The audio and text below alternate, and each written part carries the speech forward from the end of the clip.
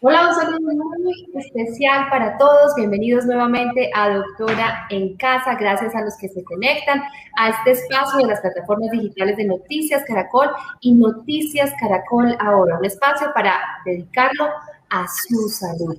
¿Cómo están? Cuéntenos cómo la están pasando. De corazón, espero que de verdad cada uno de ustedes, de los que se están conectando en este momento y sus familias, a pesar de las semanas tan difíciles que estamos viviendo, en especial en ciertas ciudades del país, de las medidas que se están tomando. Espero que estén tranquilos, que se estén cuidando. Sabemos que están fatigados, sabemos que están cansados, sabemos que llevamos muchos meses haciendo un esfuerzo, pero necesitamos continuar, necesitamos seguir adelante, estamos dando pasos, estamos avanzando, así que no podemos agotarnos. El virus no se agota, así que nosotros debemos seguir hacia adelante. Y precisamente dentro de todas esas medidas que siempre hemos venido insistiendo y recordándoles que son tan importantes, hay un tema clave en el que tal vez no se ha prestado mucha atención o algunos subestiman y tiene que ver con los cuadros asintomáticos y los cuadros leves o moderados de COVID que pueden ser manejados en casa.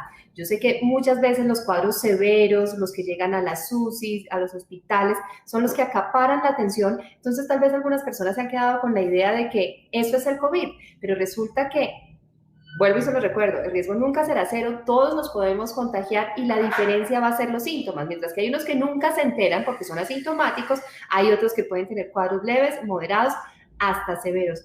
¿Cómo hacer ese manejo en casa de estos cuadros asintomáticos y leves? Ahí hay un tema clave y fundamental, no solo para evitar la progresión, no solamente para que las personas consulten tempranamente, no solo para cortar esas cadenas de transmisión. Así que vamos a hablar del tema y para eso quiero saludar en esta tarde de hoy que nos acompaña de manera muy generosa el doctor Abraham Ali. Él es neumólogo y él es el director médico de la Fundación Neumológica Colombiana. Doctor Ali, qué gusto que esté con nosotros. Igual, Fernanda, un gusto estar acompañándolos a ti y a tus queridos personas que ven el programa de Doctora en Casa. Estoy aquí para responder todas las dudas que tengan al respecto. Exactamente. A todos los que se estén conectando, recuerden sus preguntas con el numeral Doctora en Casa. Doctora Lee, empecemos.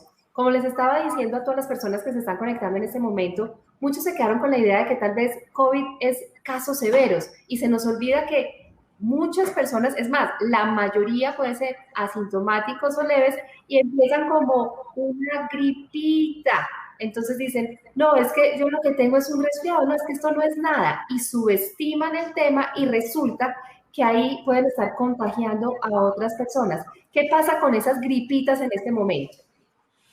El primer mensaje importante en este caso es pensar que si existe una pandemia, no ha habido pico respiratorio en nuestro país, todo cuadro clínico que se asocie a tos de reciente aparición, malestar general, dolor en la garganta y fiebre o sensación de fiebre, porque no todas las personas andan con un termómetro para estarse midiendo la temperatura, tienen que pensar inmediatamente que se trata de COVID. Ese mensaje es trascendental, porque en la medida en la que todos pensemos que tenemos COVID ante esa sintomatología, evitaremos el contagio a los demás e iniciaremos la acción de evitar interactuar con los otros, al menos sin tapabocas. Exacto, entonces no subestimar esos síntomas respiratorios, inmediatamente empieza ese malestar, de pronto congestión nasal, de pronto aumento de la temperatura y hay que pensar que se trata de COVID, que se trata de un COVID leve, ¿de acuerdo? ¿Y qué debe hacer una persona inmediatamente, doctora Lee? Creo que aquí hay un llamado y es aislarse, ¿no? Porque muchos dicen, no, pero es que como no es nada, yo puedo seguir trabajando sin problema. Sí, efectivamente, la conducta, además del aislamiento que hay que seguir, es hidratación, medidas que en un momento han sido subestimadas. En nuestro país hay un medicamento como es el acetaminofén que se subestima en todos los conceptos y se dice solo me dieron esa medicación, pero los pacientes con malestar general, con fiebre, requieren Ese tipo de medicación que alivia son analgésicos suaves u otro grupo de los analgésicos que usualmente se utilizan en todas partes, que las personas pueden conseguirlo de modo libre en una farmacia y recibirlo. No deberían recibir en general medicaciones adicionales. La evidencia médica ahora está trabajando en un nuevo detalle, por ejemplo. Ha aparecido que hay un inhalador específico que es del grupo de los corticoides inhalados que podría generar una protección cuando el paciente tiene un COVID moderado. Eso requiere un concepto médico especializado. Pero como creo que todos los han visto y el tiempo nos ha podido dar la razón en ese abordaje de no utilizar medicamentos de modo indiscriminado, por favor, lo que tenemos es que evitar esa cantidad de fármacos, algunos inhalados, otros orales, otros inyectados, antibióticos, un montón de cosas que las personas reciben con la sensación que teniendo COVID necesitan recibir algo para poder aliviarse. Ese mensaje cobra muchísima importancia porque en la medida en que se abusa de esos medicamentos, que insisto, el año que llevamos de COVID ha demostrado que no sirven, trae más efectos secundarios, daños sobre el hígado, daños sobre el riñón, que realmente beneficios. Entonces, en este caso, realmente más es menos. Hay una cosa importante que los pacientes de numeral doctora en casa deben saber, y es que cuando uno dice un medicamento me sirvió en medicina, debería uno compararlo con no recibir ningún medicamento. Entonces, es frecuente que las personas comenten que tuvieron un excelente efecto recibiendo un montón de fármacos que existen y del cual se comenta, y que por eso se mejoraron. Pero recuerden, dado que la COVID es en su mayoría de los casos leve o asintomática, se van a mejorar sin tomar cosas adicionales. Los antibióticos, por ejemplo, se utilizan para el tratamiento de las bacterias, no de los virus. La COVID es un virus y por tanto la COVID hace gárgaras con los antibióticos. No sirven, Fernanda. Un claro llamado a evitar la automedicación, definitivamente. Ojalá que recuerden este mensaje tan importante que nos está dando el doctor Ali, y es que el COVID leve se maneja de manera sintomática, igual que se manejan los resfriados en casa. Aquí lo importante es aislarse, reportar, para cortar esas cadenas de transmisión, porque es muy probable que a usted le dé leve, pero si llega a tener contacto con una persona que sea vulnerable o susceptible, sí las pone a un contagio y no sabemos si más adelante a complicaciones. Entonces ahí hay un factor clave para tener en cuenta. Entonces, evitar la automedicación, como el doctor Ali decía, tenemos la costumbre de que si no nos recetan antibióticos, entonces nos sentimos mal formulados, y esto es, yo creo que algo que viene incluso desde antes de la pandemia, pero debemos cambiar esos hábitos porque nos exponemos a graves efectos secundarios. A esta hora, doctora Ali, ya nos empiezan a escribir, a enviar preguntas. Saludamos a Selena Toro, quien nos manifiesta esta inquietud. ¿Cómo manejar el COVID leve en mujeres embarazadas desde casa? Qué importante. Gracias, Selena, por esta pregunta. Importantísimo, porque eso nos sirve para demostrar lo inadecuado que son los procesos de automedicación. Como ha sido tradicional en el mundo de la medicina, cuando una mujer está embarazada, prácticamente lo único que recibe, y todas saben, es acetaminofén. Y exactamente ese es el principio de manejo que se debe seguir. Medir la temperatura axilar, medir la oxigenación en la sangre como un monitoreo, controlar la frecuencia cardíaca, que idealmente esté por debajo de 100 para indicar que no hay un fenómeno que internamente puede estar volviéndose agresivo. Y si existe malestar, pues tomar acetaminofén. No se puede tomar el otro grupo que denominamos médicamente AINES. Los AINES están contraindicados en el embarazo. Entonces, mucho más están contraindicados los antibióticos que se están usando, los antimaláricos, los esteroides no tienen ningún papel a menos que la persona se desoxigene. Entonces, a Selena, el mensaje que se le manda es tratarte durante el embarazo, allí sí, como si tuvieras una gripa tradicional y no hacer nada más. El 90% de las personas que se les haga ese abordaje se van a mejorar. Exactamente, y sabemos que están recibiendo muchos mensajes a través de las redes sociales, que están llegando cadenas de WhatsApp con una cantidad y unas listas de recomendaciones de medicamentos como si fueran fórmulas mágicas. Hay que tener mucho cuidado, de verdad que esto no es tan simple y esto no es la misma fórmula para todo el mundo. Cada paciente es diferente dependiendo de su edad, de su historia clínica, así que a tener mucho cuidado porque estamos poniendo en riesgo nuestra salud e incluso nuestra vida.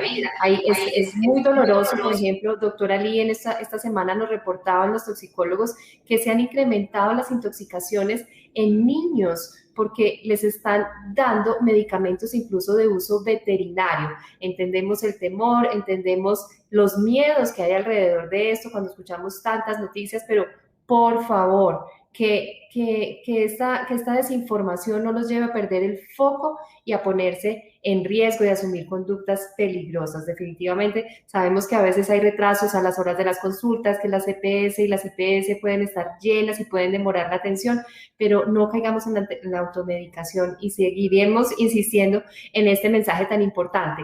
Doctora Lee, usted mencionaba algo clave y es cómo hacer ese monitoreo en casa. Usted mencionaba aspectos claves: temperatura, oximetría y frecuencia cardíaca. Empecemos con la temperatura. ¿Cuál es el valor normal de temperatura y cuando estamos en casa, cada cuánto tomarla? La temperatura corporal normal puede tener variaciones cercanas a 37 grados. Desde el punto de vista médico estricto, más de 38,3 se considera fiebre.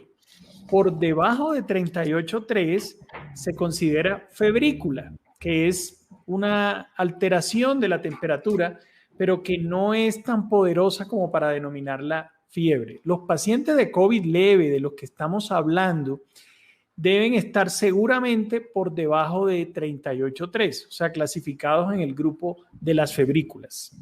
La temperatura idealmente debería tomarse cada 4 horas. En este grupo de monitoreo en que la persona percibe que tiene elevación de la temperatura corporal y por tanto tiene malestar general. Pero otro tema valioso, el paciente se recupera en la medida en la que descansa, en la que duerme.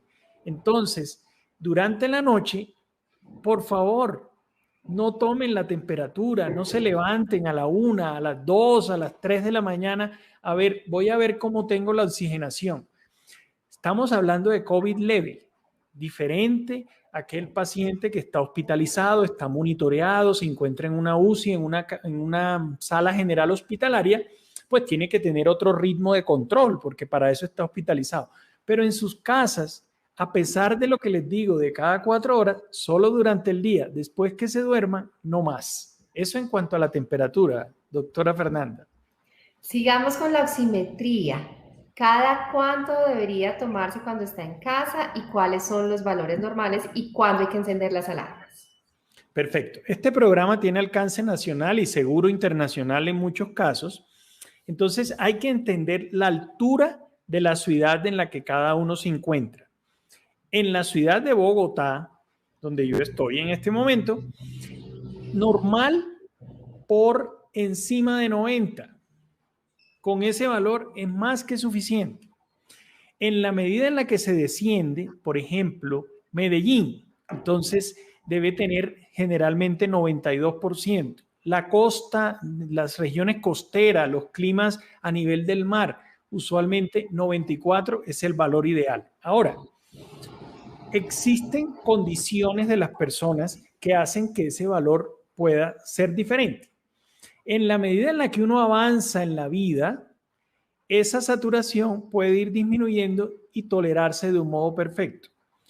Entonces, en Bogotá, si una persona tiene 88% de saturación, es un valor supremamente bueno, aceptable en personas de más de 70 años. La otra condición es si las personas tienen enfermedades de base, por ejemplo, enfermedades cardiovasculares, enfermedades pulmonares, EPOC o un asma demasiado agresiva, sus saturaciones van a estar cercanas a 88%. Los pacientes nos preguntan con frecuencia, ¿cuándo me preocupo, doctor? La respuesta es, por debajo de 85 tiene que haber una preocupación importante. Pero la oximetría requiere que el oxímetro se coloque en el dedo donde se va a evaluar, que la mano repose sobre una superficie firme sin doblar la zona del flujo de la sangre y que la oximetría se tome más o menos un minuto después de haber colocado el equipo para que se estabilice. Si no, los valores podrían ser erróneos. También recibo llamadas que dice, estoy saturando 75 y uno dice, no puede ser 75%, este paciente no lo vi tan mal. Y lo que sucede es que lo miden inmediatamente, se coloca. El oxímetro no se adapta y el valor es inadecuado. ¿Cada cuánto medirla? Acompáñenlo de la temperatura, mediciones cada 4 horas.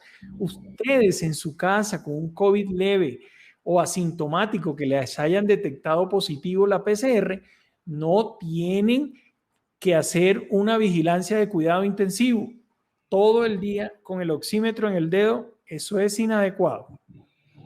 Clarísimo, doctora Lee, muchísimas gracias. Pregunta de Maribel Valero. ¿Por qué después de 15 días de contagio de COVID vuelve a dar gripe y qué se debe hacer? Creo que es un caso muy particular. Sí, una pregunta curiosa, correcto, pero importante para hacer una aclaración. La mayoría de las personas que manifiestan gripa de esta manera tienen otras enfermedades de base. Ahí entramos en el grupo de las comorbilidades. Esto me recuerda mucho, yo diría que la segunda consulta más frecuente que yo recibo como motivo de consulta y es, doctor, paso con gripa. Eso no existe. El paciente lo vive así, indudablemente lo vive, o lo vive porque tiene, le fluye mucho moco de la nariz, o alergias. Sí, o se siente mal, incómodo. Entonces, pueden ser fenómenos de rinitis alérgica, pueden ser asma, pueden ser algún estímulo que le genera la bronquitis de origen ambiental, laboral, por ejemplo. Pero eso no es lo que sucede con frecuencia. Entonces, no debe haber una relación, Maribel, entre la COVID y que se produzca una gripa 15 días después. De pronto tú conoces 1 o 2 casos, pero eso no es lo que sucede en la mayoría de las situaciones. Claro, o incluso podría tratarse de otros virus. Recordemos que, por supuesto, en este momento, como usted mencionaba hace unos minutos, la primera sospecha es COVID, pero recordemos que además, en este momento, que por ejemplo, como aquí en Bogotá en este momento está lloviendo tanto, se aumentan otros virus respiratorios y también puede haber contagio por otros virus respiratorios. Doctora Lee, tenemos la pregunta de Rafael Oviedo y de Dora Inés Moreno que tiene que ver con algo muy importante y es la periodicidad de las pruebas. Rafael nos dice, yo tengo comorbilidad de base y salí positivo para COVID-19. ¿Me puedo hacer la prueba otra vez y a los cuántos días? Y Dora Inés nos pregunta relativamente lo mismo. Después de que nos sale positiva la prueba de COVID, ¿al cuánto tiempo debemos hacernos la otra prueba si nos sentimos bien? Fácil respuesta, no se la hagan. Es que, exactamente. Pero esto tiene un origen en el cual probablemente el cuerpo médico, doctora Fernanda, todos tenemos la responsabilidad de en un momento dado haber inducido a un control negativo para poder uno actuar. El tema de la entrada a otros países con prueba negativa ha llevado a eso, una experiencia cortica. Hace unos 4 meses tuve un paciente español que le dio COVID y la prueba le persistió positiva en 3 ocasiones seguidas, pero él no tenía realmente actividad de COVID. Recuerden que esto es tan sensible que mide la parte genética del virus. Es decir, cualquier, comillas, cadáver de COVID o de SARS-CoV-2, que es el nombre, residuo, detecta que la enfermedad está y resulta que la persona no está enferma. Ya después evolucionó el conocimiento médico y lo que se vio es que 2 semanas después la persona puede regresar al trabajo, interactuar con los demás y no necesita ninguna prueba negativa para demostrar que ya se le curó la COVID, porque es una enfermedad autolimitada. Diferentes son los síntomas, doctora Fernanda. De pronto es interesante nombrar para aquellas personas que les dio COVID hace más de un mes, pero me sigo sintiendo mal. No tienen actividad del virus, pero tienen algo que se denomina COVID a largo plazo, que puede durar varios meses. Ese es otro Pero tema. no significa, exactamente, pero no significa que puedan contagiar a otros e incluso se han reportado casos de personas que duran con la prueba positiva durante muchísimos días, incluso meses, y no significa que estén expulsando virus y que puedan infectar a otras personas o se estén transmitiendo la infección. Doctora Lee, Silvia Sabogal pregunta, al salir positivo para COVID, súper importante, ¿así se utiliza el tapabocas? ¿Se puede infectar a los demás? Sin duda. Solo una forma didáctica de explicarlo.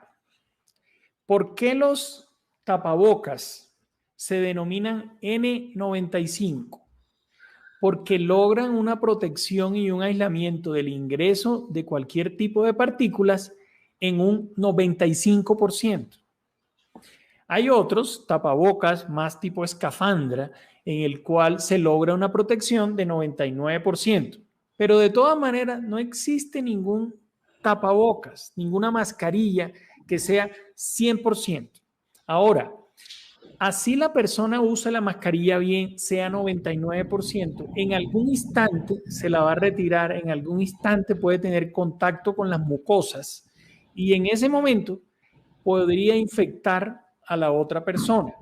Podría estornudar, toser, podría aerosolizar partículas y esas partículas llegar a la vía aérea de la otra persona. Entonces, protege, pero no da garantía de no contagio. Exactamente, además recordar que no basta con una sola medida de protección, todas son complementarias y entre más medidas utilicemos, pues muchísimo mejor. Por eso insistimos tanto, tapabocas, distancia, buena ventilación, lavado de manos, disminuir el número de contactos. Doctora Lee, se lo advertía, el tiempo aquí vuela. Quiero que le recuerde a todas las personas que están conectadas en este momento señales de alarma. Si yo estoy en casa y definitivamente se presentan ciertos signos, debo acudir inmediatamente porque aquí la consulta temprana también es vital. Muchos se quedan esperando a ver si eso que me recomendaron me hace efecto o esperemos otro poquito a ver qué va a pasar y aquí no podemos tampoco jugar ni darle tiempo a que el virus de pronto tome ventaja. Bueno, pienso que en orden de importancia, la parte objetiva que uno podría indicarle a todos los que están viendo este video son, primero, la saturación de oxígeno. Entonces, si una persona tiene menos de 85% de saturación con las condiciones que dije, y eso es lo que hago con mis pacientes, les digo, necesito una radiografía de tórax, porque la radiografía de tórax me va a determinar qué tanto el COVID está infiltrando el pulmón. Y de esa manera yo voy a poder entender o predecir la severidad de lo que podría venir. En ocasiones, cuando en la radiografía salen escasos infiltrados, yo digo, tengo tiempo todavía y puedo monitorizar y regresar a la casa y utilizar la medicación que aplique en cada situación. El segundo punto es el ahogo. Si yo tengo muchísima disnea, ahogo, fatiga, dificultad respiratoria, tengo que ir a un servicio de urgencia a recibir valoración. Porque la intubación oportuna, sé que esto puede dar un temor a las personas que estén conectadas, pero intubar oportunamente en cuidado intensivo, ventilar de forma oportuna, salva vidas. Lo que a veces lleva a que las personas fallezcan de COVID es definitivamente el retraso de la intubación y la ventilación mecánica, que es el verdadero tratamiento. Hay otras cosas asociadas que podrían ser necesario vigilar. Si alguien tiene la piel demasiado fría, si tiene disminución de la diuresis, de la orina, o si tiene disminución de la frecuencia cardíaca por debajo de 50 o por encima de 120, ya indica que debería ir a un servicio de urgencias. Doctora Lee, muchísimas gracias. Un mensaje muy claro. También estar atentos a estas señales de alarma, oximetría por debajo de 85%, cuando hay una sensación de ahogo y en definitiva cuando las personas ven que en lugar de evolucionar a la mejoría hay un deterioro, por favor consultar. Y aquí yo me uno un llamado final y es, no se queden esperando resultados de pruebas. Muchos dicen, pero es que yo no sé si soy COVID positivo o no. Tratamos pacientes y no pruebas. Siempre el ahogo va a ser una señal de alarma, sea COVID o sea por otra razón. Doctora Lee, siempre bienvenido y creo que vamos a tener que abrir este espacio nuevamente porque nos quedan muchas preguntas. A todos los que no alcanzamos a contestarles, lo haremos a través de nuestra plataforma de Facebook. Doctor Ali, gracias infinitas. Saludos, muy Y gentiles. gracias a las más de 2.500 personas que se conectaron. Ya saben, aquí tenemos una cita todos los jueves, numeral Doctora en Casa. No bajemos la guardia.